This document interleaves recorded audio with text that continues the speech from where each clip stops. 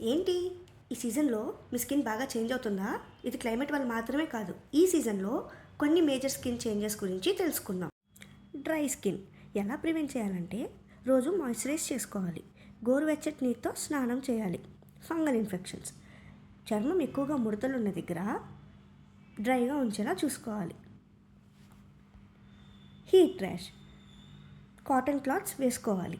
గది చల్లగా ఉండేలా చూసుకోవాలి. యాక్నీ ఫ్లేరప్స్, రోజు 2 సార్లు జెంటిల్గా ఫేస్ని వాష్ చేసుకోవాలి. ఆయిల్ ఫ్రీ మాయిశ్చరైజర్ వాడాలి.